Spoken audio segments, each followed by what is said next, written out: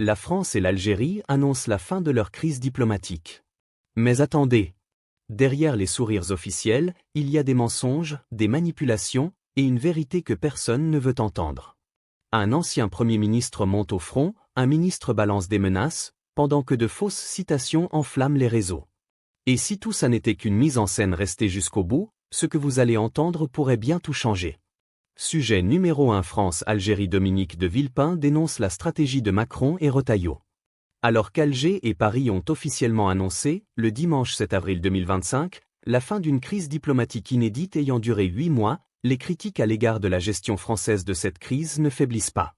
Dominique de Villepin, ancien Premier ministre et ex-ministre des Affaires étrangères, a pris la parole mercredi 9 avril à l'Assemblée nationale pour fustiger l'attitude du gouvernement français, en particulier celle du ministre de l'Intérieur Bruno Retailleau.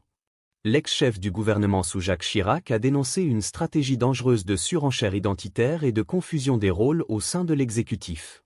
Il ne s'agit en aucun cas pour moi de personnaliser une critique, mais d'illustrer à travers la charge qui a été celle du ministre de l'Intérieur sur cette question de l'Algérie et des OQTF le risque d'engrenage et de surenchère sur les questions identitaires, a-t-il déclaré avec fermeté. Dominique de Villepin estime que les propos et menaces de Bruno Retailleau n'étaient pas de son ressort, soulignant que les relations avec Alger relèvent du ministère des Affaires étrangères, sous l'égide du président de la République.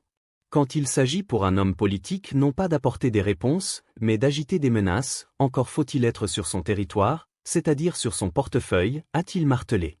L'ancien diplomate n'a pas épargné le président Emmanuel Macron, qui l'accuse d'avoir laissé Retailleau improviser une posture musclée, créant ainsi une dissonance entre les différents pôles du pouvoir. Une stratégie décrite comme un jeu de rôle bon flic, mauvais flic entre l'Élysée, le Quai d'Orsay et la place Beauvau. Une méthode à contre-emploi selon Villepin, pour un dossier aussi sensible que les relations entre la France et l'Algérie. Cette cacophonie gouvernementale a compliqué les choses, a-t-il ajouté. On ne peut pas imaginer que dans un gouvernement comme le gouvernement français, on joue la stratégie du good cop, bad cop. Ce n'est pas à la hauteur d'un enjeu aussi important que les relations avec un pays comme l'Algérie, a-t-il conclu, appelant à plus de cohérence et de hauteur dans la diplomatie française.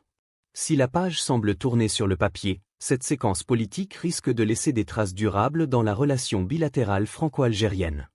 De part et d'autre de la Méditerranée, les attentes sont nombreuses, mais la confiance, elle, reste fragile. Sujet numéro 2. France-Algérie. Une fausse citation de Jean-Noël Barrot circule au sujet du Sahel.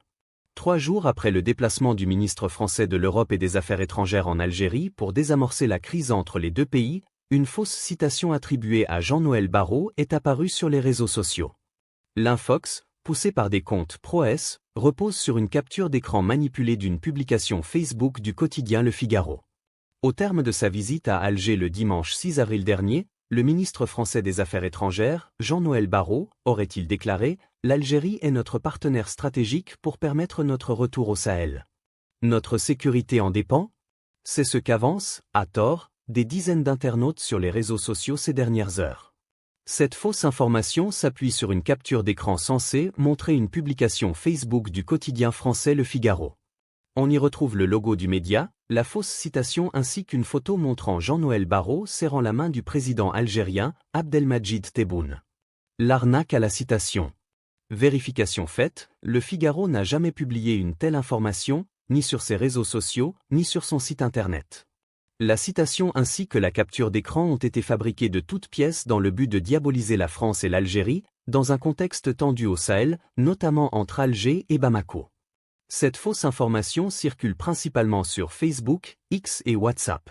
D'après nos recherches, elle est poussée par un écosystème de comptes pro-S, déjà maintes fois identifié comme un réseau de propagande et de désinformation.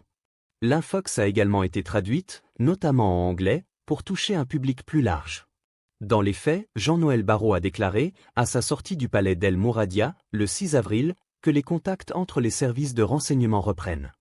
Une réunion des plus hauts responsables de la sécurité de nos deux pays est désormais actée, de même, nous aurons un dialogue stratégique sur le Sahel. La montée en puissance des manipulations graphiques.